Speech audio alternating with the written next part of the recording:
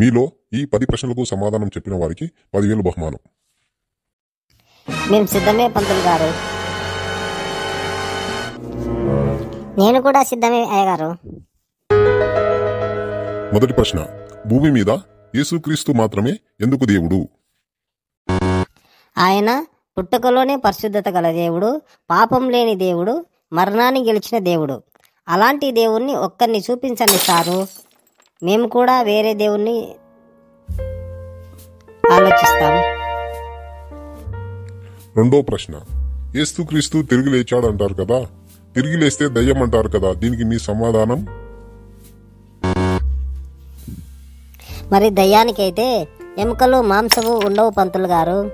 మరి ఆ కాలము శిష్యులు కూడా లూకాసు వార్తలో దయ్యం అన్నారు. అయితే యేసుక్రీస్తు మీ దగ్గర ఏమైనా తినడానికి ఉందా అని అడిగినప్పుడు వాళ్ళు చేపలను మాంసాన్ని ఇచ్చారు. ఆ చేపలను మాంసాన్ని వారి ముందర ఆయన భుజించాడు. ఆయన రక్తము మాంసము ఎముకలు కలిగిన దేవుడు, అందుకే ఆయన తిరిగి లేచిన దేవుడు అని అంటారు పంతులు గారు. ఏమయ్యా నీవు ఒక్క సమాధానం కూడా చెప్పడం లేదు, మౌనంగా ఉన్నావు? నేను ఇంకా బైబిల్ పూర్తిగా చదువుకోలేదయ్య గారు. మూడో ప్రశ్న, యేసుక్రీస్తు ఎప్పుడో 2000 సంవత్సరాల క్రితం రక్తం కారిస్తే ఇప్పుడెలా మనకు రక్షణ దొరుకుతుంది? అదెలా అంటే అయ్య గారు, మనకు గాంధీ గారు 1947 సంవత్సరం అర్ధరాత్రి 12 గంటలకు స్వాతంత్రం తెచ్చారు కదా, ఆ స్వాతంత్రం మనము ఇప్పటికీ అనుభవిస్తున్నామా లేదా?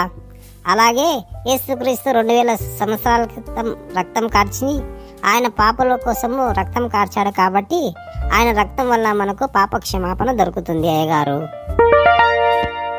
యేసుక్రీస్తు పరిశుద్ధుడు అంటారు కదా, ఎలాగ పరిశుద్ధుడు?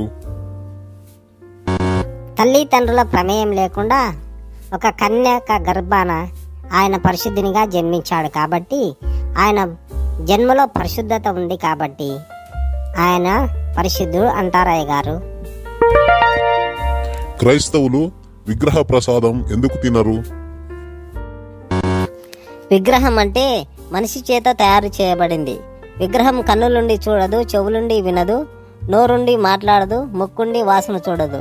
అందుకే విగ్రహములకు అర్పించిన వాటిని జీవం గల మనము తింటాము, వింటాము, మాట్లాడతాము, వాసన చూస్తాము. కాబట్టి వాసన లేని దానికి పెట్టిన వాటిని వాసన గ్రహించే మనుషులు తినరు. అందుకే వాళ్ళు జీవం గల దేవుని నమ్ముకున్నారు కాబట్టి వారు క్రైస్తవులు కాబట్టి వాళ్ళు తినరు.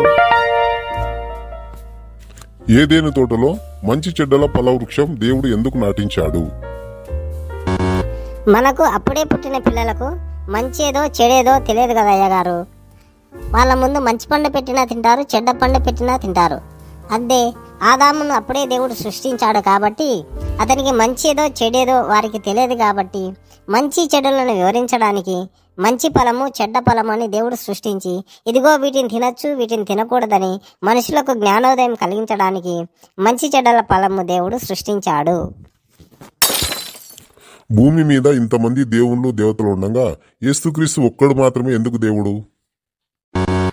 ఎందుకంటే పంతులు గారు, ఆకాశం ఒక్కటే, భూమి ఒక్కటే, సూర్యుడు ఒక్కడే, చంద్రుడు ఒక్కడే, మనలో ఆత్మ ఒక్కటే, మన శరీరం ఒకటే, మన తండ్రి ఒక్కడే, దేవుడు కూడా ఒక్కడే.